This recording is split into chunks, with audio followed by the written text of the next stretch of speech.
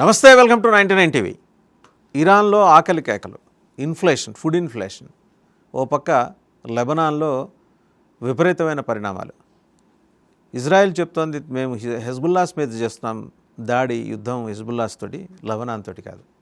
So మీరన్నా వాళ్ళని డిజార్మ్ చేయాలి, లేదా మాకైనా అవకాశం ఇవ్వాలి. అండ్ మూడోది, శాంతి చర్చల ప్రక్రియ పేరు మారింది. ఇస్లామాబాద్ ప్రాసెస్ అట. ఒకప్పుడు ఒబామా చేసింది అదే. ఆ కాగితాలు మరి పిచ్చి కోపంతో చించేసి అవతల పారేసిన ట్రంప్ ఇవాళ నాలుగు ఖర్చుకుంటున్న పరిస్థితి. ఈ మూడు అంశాల మీద సమగ్ర విశ్లేషణ చేయడానికి మనతో ఉన్నారు geopolitical affairs expert senior journalist Suresh Kochatla గారు. సురేష్ గారు నమస్కారం. ముందుగా లెబనాన్ ఇజ్రాయెల్ యుద్ధం, ఈ శాంతి ప్రక్రియలో లేని అంశం అది. సో ఇప్పుడు లెబనాన్లో కొరకరాని కొయ్యగా తయారైన హెజ్బుల్లాస్ని ఇజ్రాయెల్ ఎలా కంటైన్ చేయగలుగుతోంది, ఎంతవరకు చేసింది హెజ్బుల్లా? ఇస్రాయెల్ హెజ్బుల్లా గొడవ ఆల్మోస్ట్ 40 సంవత్సరాల నుంచి నడుస్తుంది. దీనికి హిస్టరీ ఒకటి ఉంది. హిస్టరీకి వెళ్ళే ముందు మనం ఇజ్రాయెల్ ఫామ్ చేసింది 1948 మేలో. ఫామ్ చేసిన తర్వాత ఇజ్రాయెల్ యాజ్ అ స్టేట్, ఎందుకంటే వీరెవరు అంగీకరించారు కదా, ఇజ్రాయెల్ ఉండకూడదు, అరబ్ కంట్రీస్ కదా పట్టు ఉండే, ఇజ్రాయెల్ అనే దేశం ఉండకూడదు. కానీ యునైటెడ్ నేషన్స్లో ఆ రోజు బ్రిటన్ అక్కడి నుంచి వెళ్ళిపోయిన తర్వాత రెజల్యూషన్ పాస్ చేసి 2 స్టేట్ సొల్యూషన్ తీసుకొచ్చిండు. ఇజ్రాయెల్ మా స్టేట్ అని ఇజ్రాయెల్ అనౌన్స్ చేసుకున్నారు. వాళ్ళు కొన్న భూమి చిన్న చిన్న ముక్కలుగా అరబ్ ట్రేడర్స్ దగ్గర నుంచి కొన్న భూమి వాళ్ళకి ఇజ్రాయెల్ అని వాళ్ళు సెటప్ చేసుకున్నారు. ఇది జరిగి ఫామ్ చేసిన 2 రోజుల తర్వాత ఇజ్రాయెల్ మీద దాడి జరిగింది. ఆలోచించండి, జస్ట్ 2 డేస్. ఇజ్రాయెల్ని ఫస్ట్ ఎవరు అంగీకరించారు? యుఎస్. ఇజ్రాయెల్ ఫామ్ చేసిందని చెప్పి అప్పుడు ఉన్న prime minister Ben Gurion, in fact Tel Aviv airport is named after him, with the Ben Gurion airport. ఆయన ఒక స్పీచ్ ఇచ్చిన తర్వాత 19 నిమిషాల లోపల హ్యారీ ట్రూమన్ యుఎస్ ప్రెసిడెంట్ మేము ఇజ్రాయెల్ని అంగీకరిస్తున్నామని చెప్పి ఒక రికగ్నిషన్ ఇచ్చారు. ఇన్ఫ్యాక్ట్ చాలామంది ఆయన వైట్ హౌస్లో దాన్ని వ్యతిరేకించారు. డోంట్ రికగ్నైజ్ ఇజ్రాయెల్, అది అరబ్ కంట్రీస్తో పెద్ద ప్రాబ్లం అయిపోతుంది. చెప్పినట్లనే జరిగింది. తో ఇజ్రాయెల్ మీద ఈజిప్ట్, ట్రాన్స్ జార్డన్, అప్పుడు జార్డన్ కాదు, అప్పుడు ట్రాన్స్ జార్డన్ వాళ్ళ పేరు, సిరియా, అటువైపు నుంచి ఇరాక్, ఆయుధాలు కూడా పంపించారు ఇరాక్, వీళ్ళందరూ కలిసి దాడి చేశారు. చేసినప్పుడు ఇజ్రాయెల్ ఆ టైంలో జస్ట్ ఫామ్ అయ్యే 2 రోజులే, వాళ్ళ దగ్గర ఏం లేదు, ఎయిర్ ఫోర్స్ అని చెప్పడానికి ఏం లేదు. కొన్ని సివిలియన్ ఎయిర్క్రాఫ్ట్ని మిలిటరీ ఎయిర్క్రాఫ్ట్గా మాడిఫై చేసుకున్నారు. ఆర్మీ ఉందా అంటే జయనిస్ట్ ఉన్నారు చాలామంది, వాళ్ళ దగ్గర కొంచెం ఓల్డ్ అవుట్డేటెడ్ వెపన్స్ ఉండే అంతే. అటువైపు ఈజిప్ట్ దగ్గర మోస్ట్ మోడర్న్ ఎక్విప్మెంట్ ఉంది. ఓకే, నాసర్ నుంచి వాళ్ళందరూ వాళ్ళ టైంలో ఏం చెప్తారు, ఆర్మీ మీద చాలా ఖర్చు పెట్టారు వాళ్ళు. ఇటువైపు ఏమో సిరియా, దెన్ జార్డన్ దగ్గర కూడా చాలా ప్రొఫెషనల్ ఆర్మీ ఉండే, ఇరాక్ నుంచి వచ్చిన ఆయుధాలు, దాన్ని కలిపి ఇజ్రాయెల్ మీద దాడి చేశారు వీళ్ళందరూ కలిసి. ఇజ్రాయెల్ని once and all for finish చేసేస్తాం. ఏం రికగ్నిషన్, ఎవడు ట్రూ మ్యాన్, మేము ఇజ్రాయెల్ ఫామ్ చేసిన 2 రోజులను ఫినిష్ చేద్దాం అనుకున్నారు. కానీ జరిగింది exactly opposite. Israel first initial ఫేజ్లో చాలా దెబ్బతిన్నారు, వాళ్ళు చాలామంది చనిపోయారు వాళ్ళ వైపు నుంచి. కానీ సమ్హౌ దే మేనేజ్డ్. దాని తర్వాత కొన్ని రోజుల తర్వాత ఒక సీజ్ ఫైర్ వచ్చింది వాసుదేవన్ గారు. ఆ సీజ్ ఫైర్లో ఇజ్రాయెల్ ఏం చేశారంటే అమెరికా నుంచి ఆయుధాలు స్మగిల్ చేసుకున్నారు. ఇది అమెరికా పాలసీ వ్యతిరేకత. వాళ్ళకి ఆ టైంలో ఇజ్రాయెల్ అని కాదు, ఇట్లాంటి ఆయుధాలు ఎవరికి ఇవ్వకూడదని చెప్పి ఒక చట్టం ఉండే వాళ్ళ దగ్గర, అమెరికన్ కాంగ్రెస్ అప్రూవల్ లేకుండా. ఇప్పుడు కూడా ఉంది, అది ఇప్పుడు కూడా ఉంది కదా సార్, ఇప్పుడు కూడా ఉంది. కానీ ఇట్స్ డిఫరెంట్ ఫార్మాట్స్. ఇప్పుడు ఇజ్రాయెల్కి ప్రతిసారి ఇచ్చేటప్పుడు పర్మిషన్ తీసుకోక్కర్లేదు. పాకిస్తాన్కి మీకు గుర్తుంటుంది, ఒక 10 సంవత్సరాల ముందు దెప్పుట బ్యాన్, సో ఇంక పాకిస్తాన్కి ఆయుధాలు ఇవ్వకూడదు అని చెప్పేసి, దిస్ అ టెర్రరిస్ట్ స్టేట్ అని చెప్పి, ఎందుకంటే తాలిబాన్తో పని అయిపోయింది కదా, ఇక మాకు అక్కర్లేదని చెప్పి పాకిస్తాన్ బ్యాన్ పెట్టారు వీళ్ళు.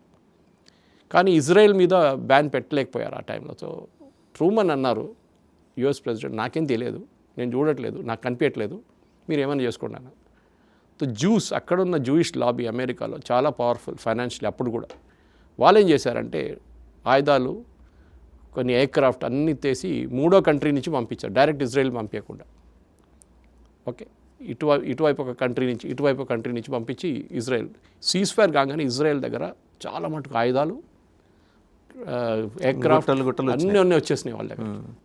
దాంతో వాళ్ళు they went all out in the offensive. Cease fire కాగానే మొదలుపెట్టారు. నేను ఇది ఎందుకంటున్నాను, ఇప్పుడు ఒక సీజ్ ఫైర్ ఉంది, అది ఇంకా వారం లోపల ఎక్స్పైర్ అవుతుంది. దాని తర్వాత ఏం జరుగుతుంది? హమాస్ తోటి అయిపోయింది కదా సార్.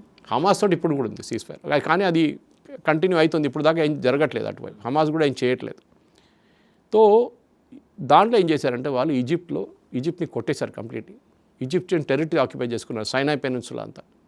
ఇటువైపు జార్డన్ వైపు కూడా ఆక్యుపై చేసుకున్నారు, సిరియా వైపు ఆక్యుపై చేసుకున్నారు.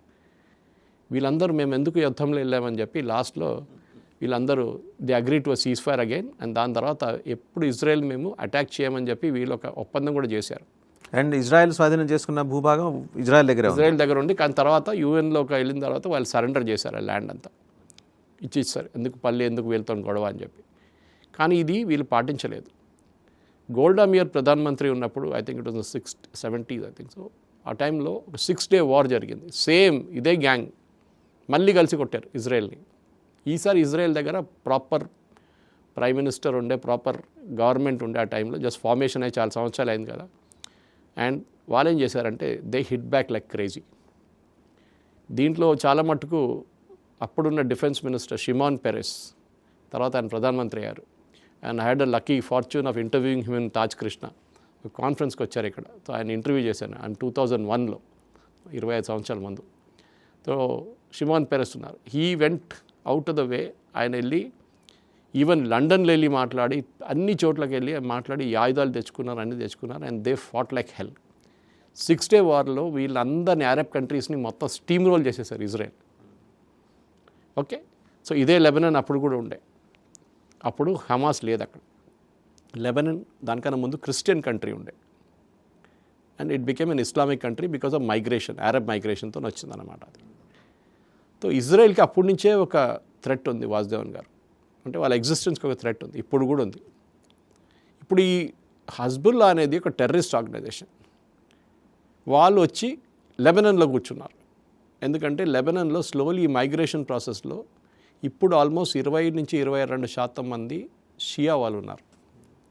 అండ్ హెజ్బుల్లా ఈ షియా నుంచి వస్తారు, సేమ్ యాజ్ ఇరాన్. వీళ్ళు అక్కడి నుంచి వచ్చిన వాళ్ళు వీళ్ళందరూ. ఈవెన్ ఇరాక్లో కూడా ఇప్పుడు ఆల్మోస్ట్ 18% షియాలు ఉన్నారు కదా అక్కడ కూడా. సో ఇజ్రాయెల్ ఏమంటున్నారంటే వీళ్ళు ఒక private limited company branch, main branch అక్కడ ఉంది తెహరాన్లో. వీళ్ళు ప్రైవేట్ లిమిటెడ్ ఇక్కడ బ్రాంచ్ పెట్టుకున్నారు, ఒకటి బ్రాంచ్ ఆఫీస్ ఒకటి అక్కడ గాజాలో పెట్టుకున్నారు. హమాస్ అంటారు వాళ్ళని. గాజా పరిపాలించాల్సింది పాలెస్టైన్ అథారిటీ. ఎవరు? మన Yasser Arafat group. Palestine authority ఎక్కడ పోయింది? పోస్ట్ అరాఫత్ అసలు ఏం లేదు, అది వాళ్ళకి అథారిటీ లేదు. ఇప్పుడు వెస్ట్ బ్యాంక్ వైపు వాళ్ళు చూసుకుంటున్నారు, కానీ ఇటువైపు ఏం లేదు వాళ్ళ దగ్గర గాజాలో. ఇజ్రాయెల్కి సేమ్ ప్రాబ్లం. ఇజ్రాయెల్ అంటే వీరెవరు? హమాస్ ఎవరు? హెజ్బుల్లా ఎవరు? వీళ్ళని ఎందుకు మీరు ఉంచుకుంటున్నారు? లెబనాన్ మీ దేశం కాదా అంటున్నారు. కానీ మిస్టేక్ తప్ప ఎక్కడ జరిగిందంటే ఈ లాస్ట్ 34 నుంచి 40 సంవత్సరాలు వీళ్ళని ఎవరు ఏమనలేదు. అండ్ ఇరాన్ వాళ్ళ ఎక్స్పాన్షనిస్ట్ పాలసీలో ఇట్లాంటి శాటిలైట్స్ని పెట్టుకున్నారు. హూతీలు ఇప్పుడు వచ్చారు, కానీ హమాస్ అండ్ హెజ్బుల్లా చాలా సంవత్సరాల నుంచి ఉన్నారు. అండ్ ఆయుధాలు ఇచ్చేటప్పుడు కూడా హమాస్కి తక్కువ రేంజ్ లేని ఆయుధాలు ఇచ్చారు ఇజ్రాయెల్. హమాస్కి అంత పెద్ద ట్రైనింగ్ లేదు. వెరస్ హెజ్బుల్లాకి డైరెక్ట్లీ ఇరాన్ ట్రైనింగ్ ఇస్తుండే ఆ టైం నుంచి. In fact Iran revolutionary guards senior commanders అక్కడ కూర్చుంటారు, ఎప్పుడు లెబనాన్లో ఉంటారు వాళ్ళు. సో ఇజ్రాయెల్ ఏమంటున్నారు, వాళ్ళు ఇరాన్ వాళ్ళు ఇక్కడ కూర్చుంటున్నారు, మీరేం చేస్తున్నారు? దేశం మీది, ప్రధానమంత్రి మీది, ప్రెసిడెంట్ మీది, పార్లమెంట్ ఉంది వాళ్ళకి, అక్కడ ఎలక్షన్ కూడా జరుగుతుంది. Iron is I don't know how many MPs, 18 మంది అనుకుంటాను నేను. హెజ్బుల్లా వాళ్ళకి ఎంపీస్ కూడా ఉన్నారు పార్లమెంట్లో. ఇదే షియా వాళ్ళు ఎలక్ట్ చేస్తారు వాళ్ళు లెబనాన్లో వాళ్ళు పార్లమెంట్లో కూర్చుంటారు. వాళ్ళు అంటారు అది సపరేట్ ఇది సపరేట్, మేము ఎంపీలు. వాళ్ళు కావాల్సిన గొడవ చేస్తారు పార్లమెంట్లో. ఇప్పుడు హెజ్బుల్లా ఏమంటున్నారంటే మేము ఈ టాక్స్ని అసలు అంగీకరించాం. వీళ్ళెవరు? Lebanon government. మేము కావాలంటే 2 రోజులు వీళ్ళు తీసేస్తాం ఇక్కడి నుంచి, 2 రోజుల్లో వీళ్ళని ఖాళీ చేపిస్తాం లెబనాన్ నుంచి, మొత్తం లెబనాన్ మా చేతి కింద వచ్చేస్తుంది. ఇజ్రాయెల్ ఏం చేశారంటే కన్సిస్టెంట్గా ఇజ్రాయెల్ మీద వాజ్దాన్ గారు వీళ్ళు బాంబ్ చేస్తూనే ఉంటారు ఇప్పుడు చాలా సంవత్సరాల నుంచి. సదర్న్ లెబనాన్ నుంచి ఇజ్రాయెల్ వైపు రెగ్యులర్గా బాంబులు కొడతారు. అంటే నార్దర్న్ ఇజ్రాయెల్ వైపు అక్కడ చాలా మటుకు కమ్యూనిటీస్ ఉంది, వాళ్ళ పెద్ద పెద్ద ఏం చెప్తారు సిటీస్ ఉంది. Cities and towns and cities communities అంటారు వాళ్ళు. జూయిష్ కిబుట్స్ ఉన్నాయి వాటు. సో వాళ్ళు ప్రతిరోజు ఈ మిసైల్ దాడిలోనే టెన్షన్లో ఉంటారు వాళ్ళు. సో ఇజ్రాయెల్ అన్నారు దీనికన్నా ముందు కూడా వెళ్ళారు, లెబనాన్లో కొట్టారు. దీనికన్నా ముందు కూడా 2-3 సార్లు ఎంటర్ అయ్యారు. లిటనీ రివర్ అనే ఒక రివర్ ఉంది, అది బార్డర్గా పెట్టుకొని ఇప్పుడు సదర్న్ లెబనాన్ మొత్తం ఇజ్రాయెల్ వాళ్ళ చేతి కింద చేసుకున్నారు. బేరూట్ మీద బాంబింగ్ చేస్తారు. వీళ్ళందరూ ఇప్పుడు వచ్చి ఇప్పుడు అక్కడ ఒక పీస్ టాక్స్ నడితే మనం కూడా చేసుకుందాం అని చెప్పి ఎవరో సజెషన్ ఇచ్చారంట.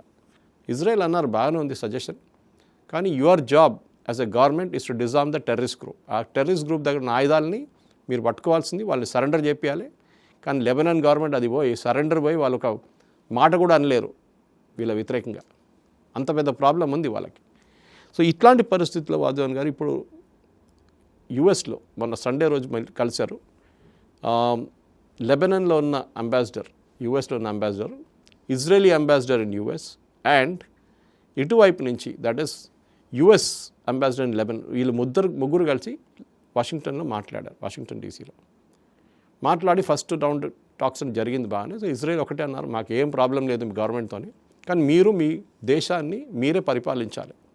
మీరు ఇంకో అప్పుకి ఇచ్చేసారు, అది మొత్తం మీరు లీజ్కి ఇచ్చేసారు మీ స్టేట్. ఓన్లీ లెబనీస్ మాత్రమే పరిపాలించాలి. హెజ్బుల్లా ఉన్నారంటే షియాలు ఉండనియండి, మేము వాళ్ళు వద్దట్లేదు, కానీ వాళ్ళ మిలిటెంట్ టెర్రరిస్ట్ ఆర్గనైజేషన్ మీరు ఉంచుకోలేరు. మేము వాళ్ళని ఆల్మోస్ట్ ఫినిష్ చేసేస్తుండే 23లో. అప్పుడు మీరు వచ్చి మా దగ్గర మనం ఒప్పందం పెట్టుకుందాం, మనం సీజ్-ఫైర్ పెట్టుకుందాం, మేము చూసుకుంటాం, మేము వాళ్ళని ఏం చేస్తాం, ఏం చేయలేదు మీరు. You failed repeatedly as a state to protect Israel. Me responsibility మా వైపు బాంబులు ఎందుకు వేస్తున్నారు? దానికోసం మీకు గుర్తుంటుంది ఫస్ట్ రౌండ్ టాక్స్ ఫెయిల్ అయినప్పుడు, ఇప్పుడు సెకండ్ రౌండ్ అనగానే ఫస్ట్ రౌండ్ అంటున్నాను. ఇప్పుడు ఇస్లామాబాద్ ఆ రోజు ఫెయిల్ అయినప్పుడు దానికి ఒక మెయిన్ కారణం ఏంటంటే ఇరాన్ వాజ్ కన్సిస్టెంట్లీ వాళ్ళు ఏమంటున్నారు, సీజ్-ఫైర్ అనేవాడు లెబనాన్లో కూడా ఉండాలంటున్నారు. ఇజ్రాయెల్ అన్నారు సారీ, ఆ సీజ్-ఫైర్లో ఎక్కడ లేదు, ఆ వర్డ్ లేదు. పాకిస్తాన్ ఏం కాగితం చేసి మీకు ఇస్తారో మాకు తెలియదు. యూఎస్ కూడా అదే అన్నారు. ఈ గొడవ సపరేట్, మీ గొడవ సపరేట్, దీనికి దానికి కనెక్షన్ పెట్టుకోకండి. కానీ ఇరాన్ కనెక్షన్ పెడతారు కదా, ఇరాన్ శాటిలైటే కదా వీళ్ళంతా. ఇరాన్ నుంచి వచ్చే డబ్బులు, ఇరాన్ నుంచి వచ్చే ఆయుధాలన్నీ ఉండే. ఇరాన్కి ఇంకా ఎక్కడున్నాయండి డబ్బులు వీళ్ళకి ఇవ్వడానికి? అదే నేను ఆ యువాన్ చెప్పానా మీకు క్రిప్టో కరెన్సీ చెప్పాను కదా, అది అక్కడి నుంచి వస్తుంది. మీరు డబ్బులు పంపించవచ్చు, ఆయుధాలు పంపించాలంటే మీకు ఒక ల్యాండ్ రూట్ కావాలి, లేకుంటే సీ రూట్ కావాలి. లెబనాన్ దగ్గర సీ లేదు. వీళ్ళేం చేశారంటే వీళ్ళు ఈజిప్ట్ వైపు నుంచి పంపిస్తుండే. ఈజిప్ట్లో చాలా మటుకు టనల్స్ తర్వాత ఇజ్రాయెల్ డెమాలిష్ చేశారు. హమాస్ ఎక్స్పర్ట్ టనల్స్ కన్స్ట్రక్ట్ వాళ్ళే చేసి ఇచ్చారు టనల్స్ అంతా ఆయుధాలు తీసుకురావడానికి. ఇది ఈజిప్ట్ నుంచి కొంత హమాస్కి వెళ్తుంటే కొంత అటువైపు హెజ్బుల్లాకి వెళ్తుంది. అటువైపు వెళ్ళాలంటే సిరియా లోపల నుంచి వెళ్ళాలి. సో అటు హమాస్కి కూడా ఇచ్చారు. సిరియా ఆ టైంలో బషీర్ అసద్ ఆయన రూల్లో ఉండే. సో వీళ్ళేం ప్లాన్ వేసుకున్నారంటే ఇజ్రాయెల్ అండ్ యుఎస్, ఆయన ఉన్నప్పుడు దాకా ఈ లెబనీస్ వాళ్ళు వినరు, హమాస్ వాళ్ళు కూడా వినరు. మీరు చూడండి వాజ్వాన్ గారు, ఈయన పారిపోయాడు రష్యాకి, అసద్ సిరియా పడిపోయిందా, దాని తర్వాత సిరియా కంప్లీట్ ఇప్పుడు ఒక రైట్ సిచ్యువేషన్ లాగా ఉంది. అక్కడ అందరు కొట్టుకుంటున్నారు, అక్కడ గ్రూప్స్. ఆ రోజు నుంచి హమాస్ ఎక్కువ గొడవ చేయట్లేదు, బంద్ చేశారు వాళ్ళు గొడవ అంతా. అప్పటి ఇజ్రాయెల్ వాళ్ళు ఫినిష్ చేసేసారు ఆల్మోస్ట్. యాయ్యా సిన్వార్ కానీ మిగతా వాళ్ళు అందరినీ ఫినిష్ చేసేసారు లీడర్షిప్ని. కానీ ఆయుధాలు రావట్లేదు వాళ్ళకి, ఉన్న ఆయుధాలు అయిపోయినాయి. మిగిలిన ఆయుధాలని ఇజ్రాయెల్ కొట్టేస్తున్నారు వచ్చి రెగ్యులర్గా. సో ఇజ్రాయెల్ ల్యాండ్ ఫోర్సెస్ని పంపించారు అండ్ లెబనాన్ వైపు కూడా పంపించారు. దీనికన్నా ముందు వాళ్ళు వెళ్ళి రిటర్న్ వచ్చేస్తుండే. ఈసారి రిటర్న్ రావట్లేదు, మేము ఇక్కడే ఉంటాం, సదర్న్ లెబనాన్ మొత్తం మా చేతిలో ఉంటుంది.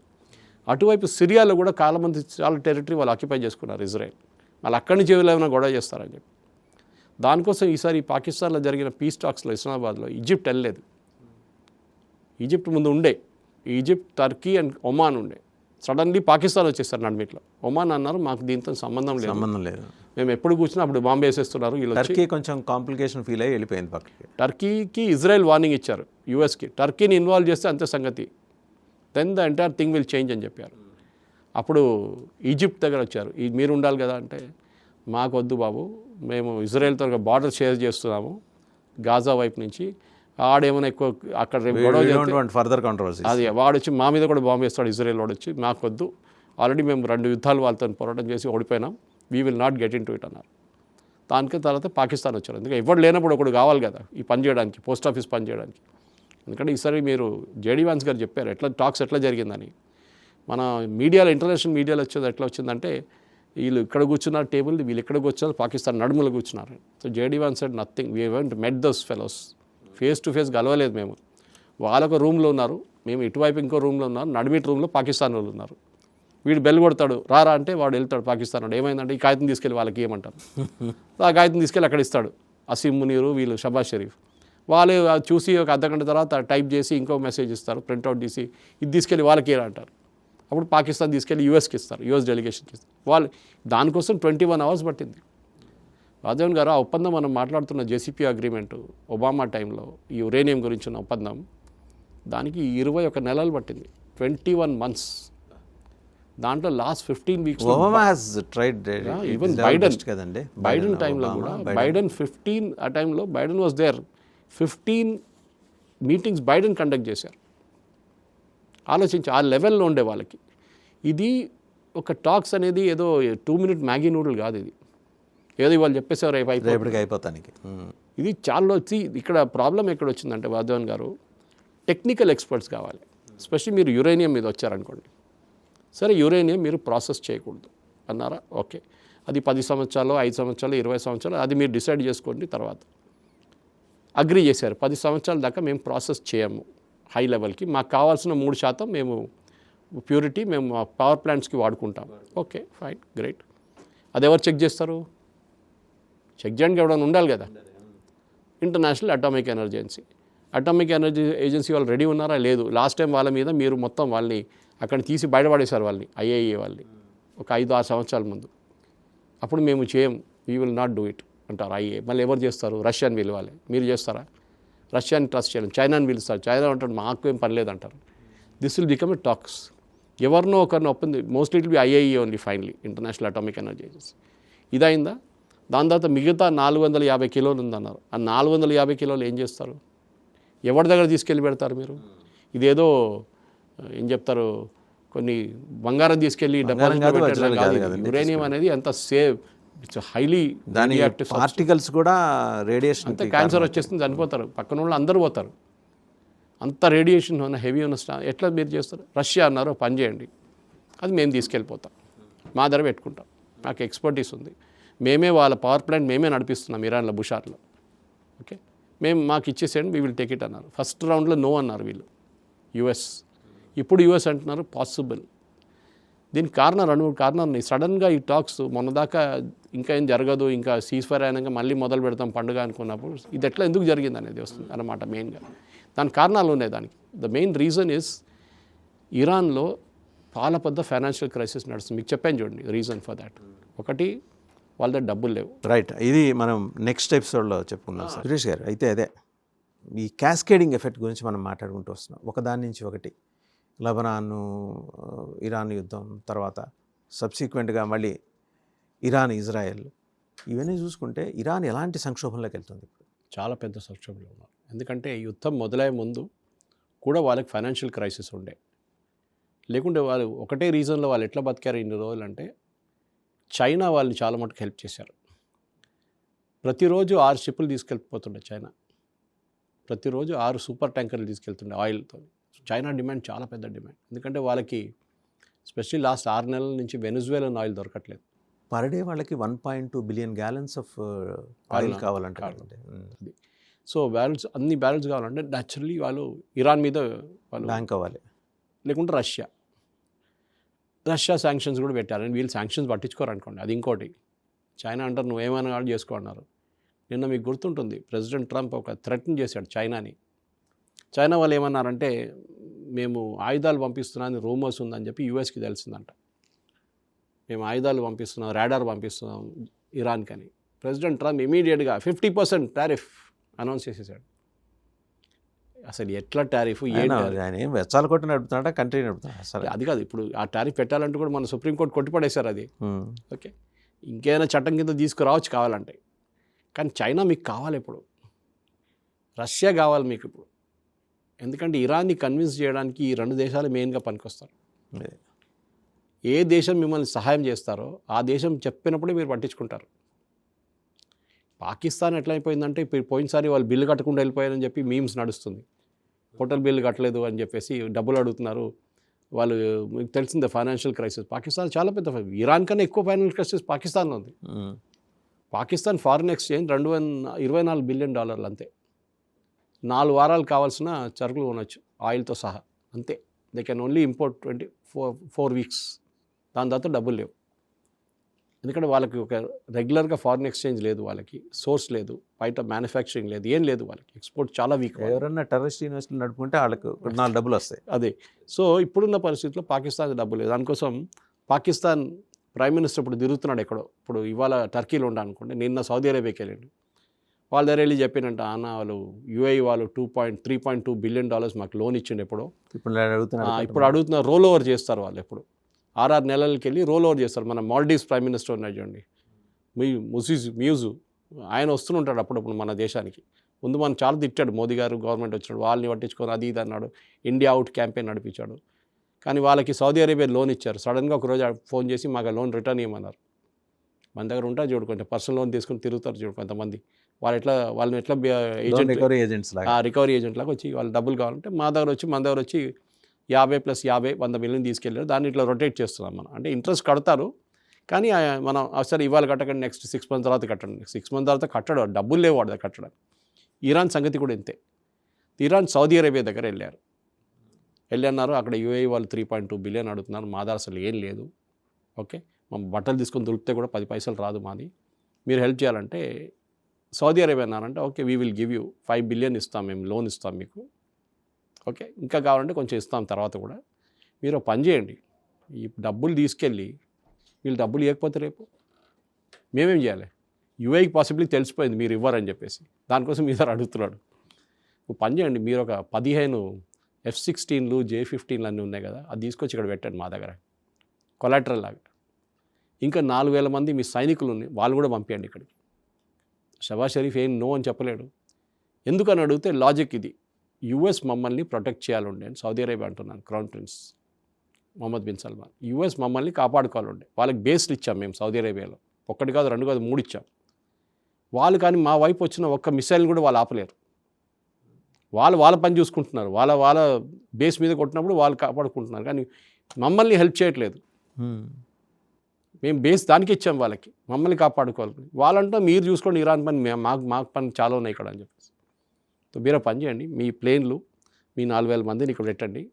నెక్స్ట్ టైం ఇరాన్ మిసైల్ కొట్టినప్పుడు మీరు చూసుకోండి, మీ ప్లేన్లతో సహానో లేకుంటే మీకు ఏమైనా సోర్స్తో ఉంటే యాంటీ ఎయిర్క్రాఫ్ట్ కానీ ఏదైనా యూజ్ చేసి మీరు దాన్ని కొట్టుపడేసేయండి. మా దగ్గర మనుషులు లేరు, చాలా తక్కువ. మా దగ్గర మిసైల్స్ కూడా ఆల్మోస్ట్ అయిపోయినాయి, మేము ఇంకా ఎక్కువ దీని మీద ఖర్చు పెట్టాం. మీరు పని చేయండి, మీకు 5 బిలియన్ ఇస్తున్నాం కదా, ఇదన్నీ తీసుకొచ్చి ఇక్కడ పెట్టండి. పాకిస్తాన్ ఇప్పుడు ఆ పరిస్థితికి వచ్చేసారు. ఇటువైపు తీసుకొచ్చి పెట్టగలుగుతాం, మరి పెట్టేశారు, చేసేసారు వాళ్ళు. లేకుంటే డబ్బులు ఇవ్వరు కదా, మీరు కొలాటరల్ ఇచ్చేదాకా సౌదీ అరేబియా డబ్బులు ఇవ్వరు మీకు.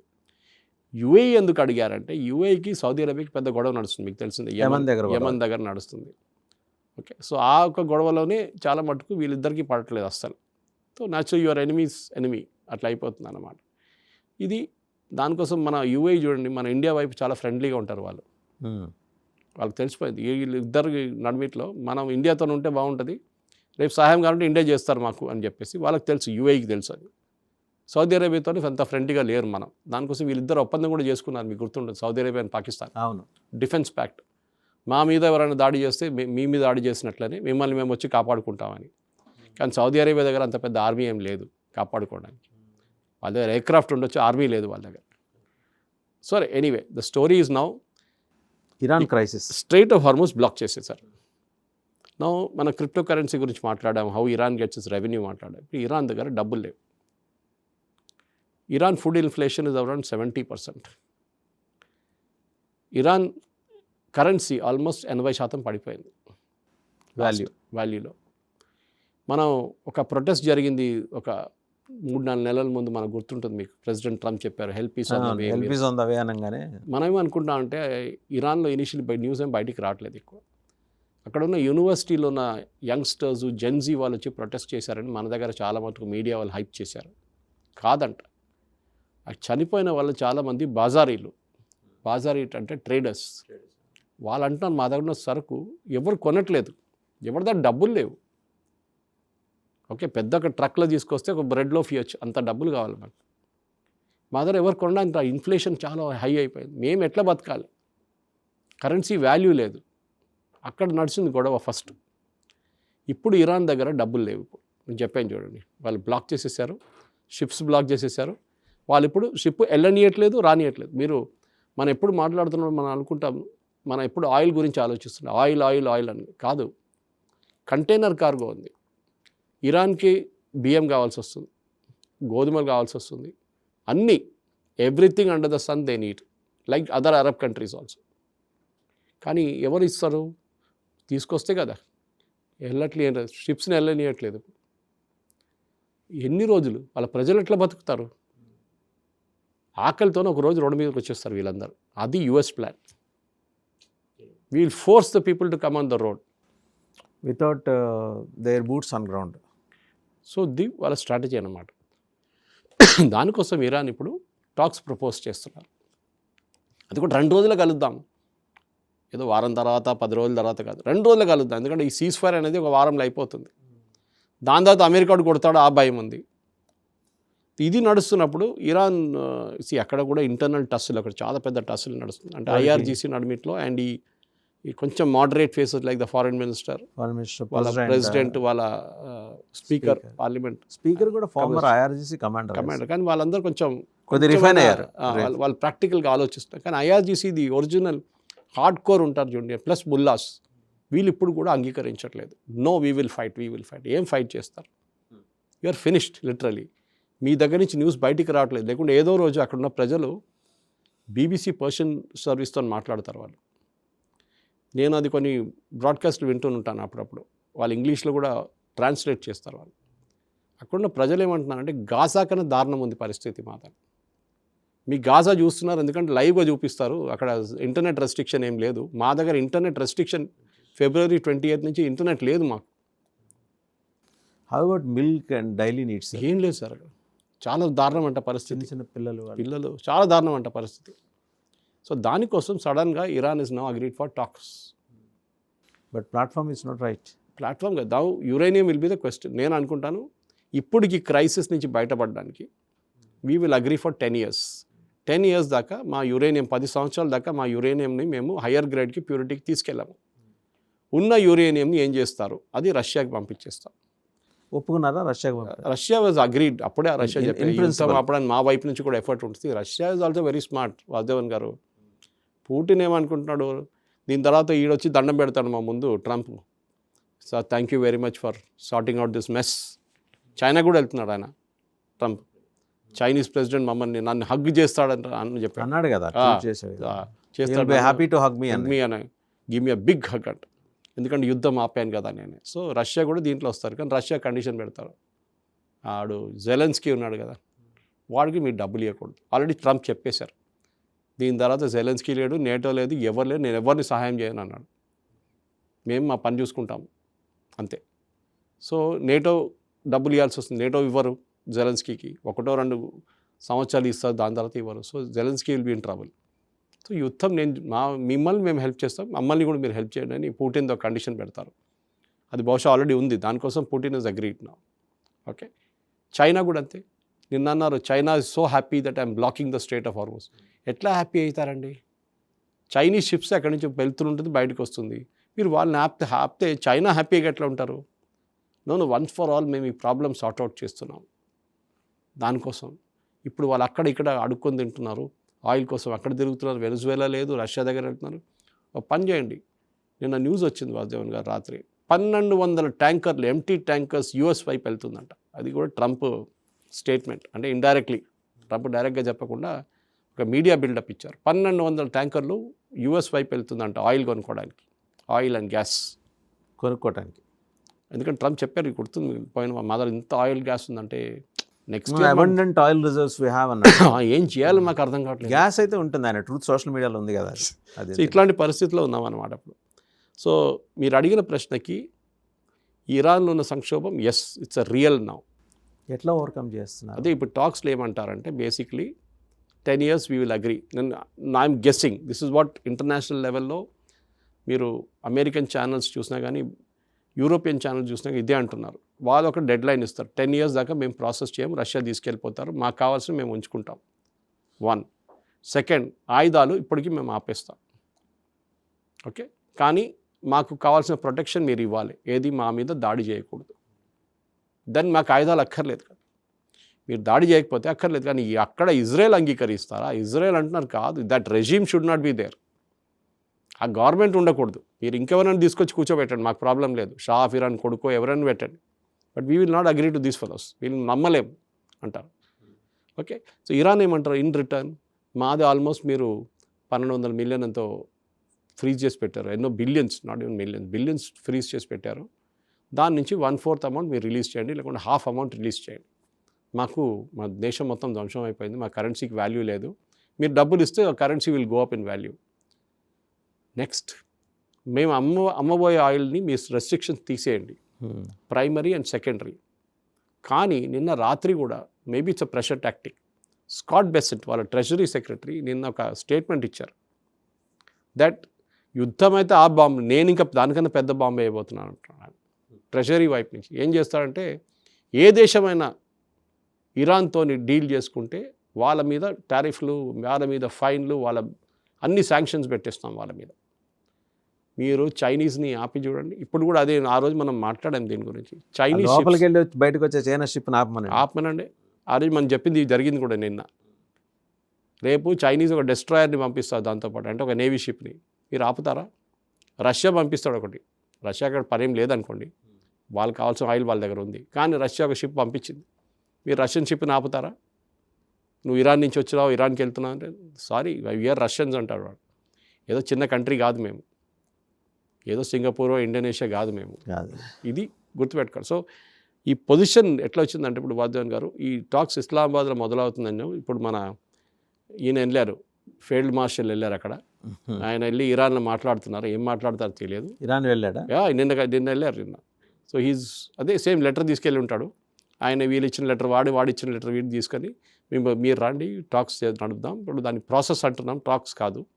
షబాజ్ షరీఫ్ ఏమో అక్కడ డబ్బుల కోసం తిరుగుతున్నాడు, ఇక్కడ సౌదీ అరేబియా నుంచి టర్కీకి వెళ్తున్నాడు ఇవాళ.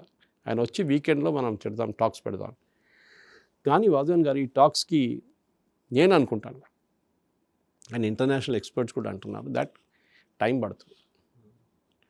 ఇది ఒక్క రోజులో 2 రోజులు సార్ట్అవుట్ కాదు, మినిమం ఒక నెల పాటు మాట్లాడాల్సి వస్తుంది. That to technical level. JD Vance వచ్చి డైలీ కూర్చోలేడు అక్కడ, ఆయనకు చాలా పనులు ఉంటాయి యాజ్ అ వైస్ ప్రెసిడెంట్. ఆయన మొన్న వచ్చాడు, వెళ్ళిపోయాడు, రావటమే గొప్ప. ఇప్పుడు వాళ్ళు నెక్స్ట్ లెవెల్ ఆఫీషియల్స్ని పంపిస్తారు. ఎవరు? Trade, technical, radio active experts, అంటే యురేనియం అంతా హ్యాండిల్ చేసేటోళ్ళు, అది కాకుండా మిస్సైల్ టెక్నాలజీ గురించి తెలిసిన వాళ్ళు, ఈ టెక్నికల్ టీమ్స్ని పంపిస్తారు. వాళ్ళు మాట్లాడతారు. ఇప్పుడు they will speak the language. Obama did that only. Obama ఆ ఒప్పందం, జేసీపీ ఒప్పందంలో లాస్ట్ స్టేజెస్లో ఒక 8 నెలల పాటు it was only technical expert, Iran technical expert, వీళ్ళ టెక్నిక్, వాళ్ళు కూడా మాట్లాడారు. మీ యురేనియం ఎక్కడ ఉంది? ఫోర్దోలో ఉందా? ఇస్ఫహాన్లో ఉందా? తెహరాన్లో ఉందా? ఎక్కడుంది చెప్పండి. ఇక్కడ ఉంది. అచ్చా, ఓకే, రైట్. అది ఎట్లా తీస్తాం మనం బయటికి? అది ఎట్లా బయటకు తీసుకురావాలి? ఓకే, ఇట్లా చేయవచ్చు మనం. ఎన్ని నెలలు చేయవచ్చు? యాజ్ గ్రాన్యులర్ డీటెయిల్స్కి వెళ్ళాల్సి వస్తుంది. ఏదో ఓవర్ ద టాప్ మంచి మాట్లాడి షేక్ హ్యాండ్ చేసి బిర్యానీలు తినేసి వెళ్ళి there is no use. There has to be a down to earth completely talks ఉండాలి. అది జరిగితేనే ఈ ఒప్పందానికి రావచ్చు. ఎందుకంటే దీనికి చాలా ప్రెషర్ మనం ఎప్పుడు మాట్లాడుతున్నాం. ఒకటి సౌదీ అరేబియా నుంచి చాలా ప్రెషర్ ఉంది. ఎందుకంటే ఇప్పుడు ఇరాన్ ఏమన్నారంటే, అది ఇరాన్ రెవల్యూషనరీ గార్డ్స్, మీరు ఇటువైపు మీరు ఆపితే, మీరు ఆల్రెడీ ఆపేశారు, ఓకే, స్ట్రెయిట్ ఆఫ్ హార్ముజ్ బయట మీరు క్లోజ్ చేసేసారు గేటు, మేము అటువైపు రెడ్ సీ ఉంది, మీకు గుర్తుపెట్టుకోండి, బాబల్ మందబ్ ఉంది అటువైపు, మీ ఒక పైప్ లైన్ వస్తుంది, east west pipeline Saudi అరేబియాది, $6 billion 6 million barrels per day handle చేస్తున్నారు వాళ్ళు. మేము ఆ రెడ్ సీ బంద్ చేసేస్తాం. మా హూతీలు ఉన్నారు అక్కడ, వాళ్ళు చెప్పేస్తాం ఏ షిప్ అయినా వెళ్ళినట్టు కొట్టేసేయండి అని. ఇప్పుడు ఈ హూతీలను చేయట్లేదు, ఎందుకంటే that red sea is very crucial. అక్కడి నుంచి సూయజ్ కెనాల్కి వెళ్తుంది, అండ్ సూయజ్ కెనాల్లో వాసుదేవన్ గారు పెద్ద షిప్స్ హ్యాండిల్ చేయలేరు. అది దట్ వాజ్ మ్యాన్ మేడ్ కదండి. It's man made, it's huge technological achievement. ఎందుకంటే లేకుంటే మీరు మొత్తం ఆఫ్రికా తిరిగి వెళ్ళాలి, యూరోప్కి వెళ్ళాలంటే. ఇప్పుడు మీరు ఏషియా నుంచి డైరెక్ట్ వెస్ట్ ఏషియా నుంచి gallons of water needs to be pumped, అది బ్యాలెన్స్ చేయాల్సి వస్తుంది. సీ లెవెల్స్ డిఫరెంట్ ఉంది. వరల్డ్లో 2-3 చోక్ పాయింట్స్ ఉంది. నిన్న సింగపూర్ ఒక ఎంపీ మాట్లాడుతూ చాలా బాగా మాట్లాడారు, ఆయన వివియన్ అని చెప్పి. ఆయన అదే చెప్పారు, మన దగ్గర మలకా స్ట్రేట్స్ ఉంది, సింగపూర్ స్ట్రేట్స్ ఉంది. సింగపూర్ స్ట్రేట్స్ మలకా స్ట్రేట్స్ కలుపుకుంటే లోకంలో వెళ్ళి, ఇప్పుడు మీరు you're talking of state of Hormuz, 20% fuel ఇక్కడి నుంచి వెళ్తుంది. 20% ఏంటి 40% తిరుగుతుంది మా దగ్గర. ఇటు నుంచి వెళ్ళాలి కదా, మేము బంద్ చేసామనుకోండి సింగపూర్ స్టేట్స్ లేకుంటే మలకా స్టేట్, మీరు కొడుకులు ఏడుస్తారు మీరు అందరు కలిసి. అండ్ అక్కడ మీకు 32 కిలోమీటర్లు ఉన్నాయి విడ్త్, ఇక్కడ 2 కిలోమీటర్లు ఉన్నాయి విడ్త్. నాకు ఆపడానికి చాలా ఈజీ ఇక్కడ, కానీ మేము చేయం. ఎందుకంటే we have signed United nations convention ఒకటి ఉంది ఓషన్ లా అని, దాన్ని సైన్ చేసాం, సంతకం మేము పెట్టాము, మేము సిగ్నేటరీస్ మేము. సో ఇటువైపు పెనామా కెనాల్ ఉంది, దట్స్ ఆల్సో చోక్ పాయింట్. మీకు గుర్తుండేది ట్రంప్ వీళ్ళు పెద్ద గొడవ రాగానే దాని పనామా కాదు, దాని గల్ఫ్ ఆఫ్ మెక్సికో కాదు, ఇట్స్ గల్ఫ్ ఆఫ్ అమెరికా అని చెప్పి ఏదో పేర్లు పెట్టుకోండి. ఇట్లాంటి చోక్ పాయింట్స్ చాలా క్రూషియల్గా ఉంటుంది. సో బాబల్ మందబ్ బంద్ చేసి రెడ్ సీ బంద్ చేస్తే హూతీలు, Saudi Arabia will get hit. మిగతా ఎవరికి ఏం ఇంపాక్ట్ ఉండదు. సౌదీ అరేబియాకి అన్నిటికంటే పెద్ద ఇంపాక్ట్. ఆఫ్కోర్స్ ఇరాక్ నుంచి ఇటువైపు నుంచి వెళ్తున్న ప్రతి షిప్, సూయజ్ కెనాల్ వెళ్తున్న షిప్లు అన్నీ ఇంపాక్ట్ అవుతుంది. అండ్ సూయజ్ కెనాల్లో ఈ కార్గో మనం చెప్తారు కంటైనర్ కార్గో ఎక్కువ ఉంటుంది, ఈ ఆయిల్ కార్గోస్ ఎక్కువ తిరగదు. ఎందుకంటే వీటికి సూపర్ ట్యాంకర్స్ కావాలి మీకు. ఆ సూపర్ ట్యాంక్ విడ్త్ సూయజ్ కెనాల్కి లేదు, సరిపోదు, చిన్నదే పోతుంది.